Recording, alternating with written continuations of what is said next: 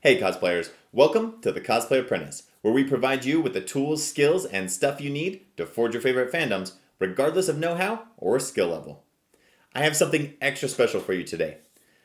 I am about to play for you the first of many foam forging technique videos from my online cosplay training library, the Build Guild. But first, let me give you a quick overview of how this is going to go down. I've selected a series of technique videos from the Build Guild that we'll be releasing weekly over the next several months. They are quick videos, usually about 5 minutes or less, to teach you the fundamentals of forging with foam and getting started with cosplay, as well as key building blocks that can help you up your game even as an advanced cosplayer. I am a firm believer in learning by doing, so for every one of the technique videos, I give you a simple and easy action item that you can do to practice the technique without the pressure of working on an actual project. Lastly, there will be a couple armor piece build videos at different stages that will provide you with a free template you can use to practice your skills and make an actual piece of armor. They're characters that I made up, so there's no pressure of trying to get it just like the movie.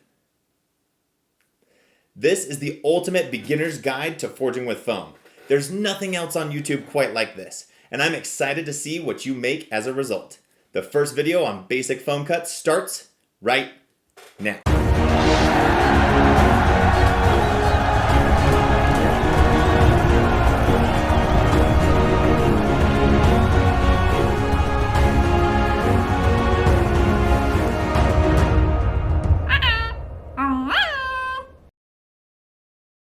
Hey there, let's talk fundamentals, and we're going to start with cutting foam.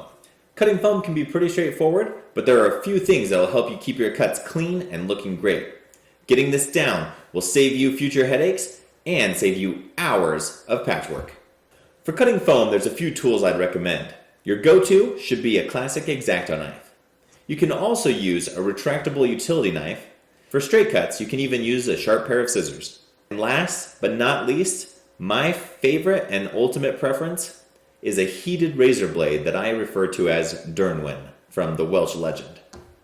Foam tends to dull blades very quickly, so you want to have spare blades on hand or make sure that you're constantly sharpening and honing and keeping your blades nice and sharp. Alright, now with a nice sharp blade in hand, you want to make sure that you're holding it in the right way to get a good, straight, clean line. So with the blade in hand, you want to hold it straight up and down. You don't want to tilt it to either side or you'll get a beveled cut, which we'll cover later on. You want to hold it straight up and down, but you also want to tilt it down at a 45-degree angle in the direction that you're cutting. This will allow the blade to pull through and get a nice, long, even cut as it goes through. Now that you have the blade positioned down, there will be a couple different types of cuts that you'll see. There will be through cuts, there will be plunge cuts, and there will be cuts around a curve. With a through cut, you want to start before the point you're actually wanting to cut, pull through, and past with a follow through. Now, with a plunge cut, that's going to be if you're dealing with a corner or an interior edge that you're needing to cut. So for example here, you want to stick the blade right on that corner edge. You're going to plunge the blade through and then pull through on your line. Now you want to make sure anytime you're doing cuts that you're always using a pulling motion, pulling it through and not a sawing motion, or you'll end up with something like this. Now lastly, you'll see straight cuts that go around a curve. For this, you could see a situation where you need to do a plunge cut into a curve or a through cut that goes into a curve. Now you just apply those previous techniques and to start it off. The key to remember with going around a curve is you want to keep close attention to the tilt of your blade. You got to make sure as you're coming around that curve that you're keeping it straight up and down and you're not adding a bevel. Alright, so that should do it for your basic cuts. What I want you to do is to now take a piece of foam, draw, roughly, the shape of the state of Texas onto it. And I want you to go through and practice each one of these basic cuts. The plunge cut, the through cut, the cuts around a curve.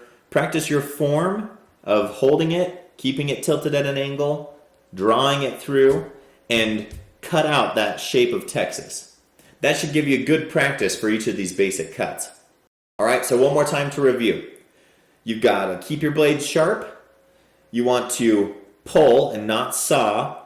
You want to hold the blade at a slight angle.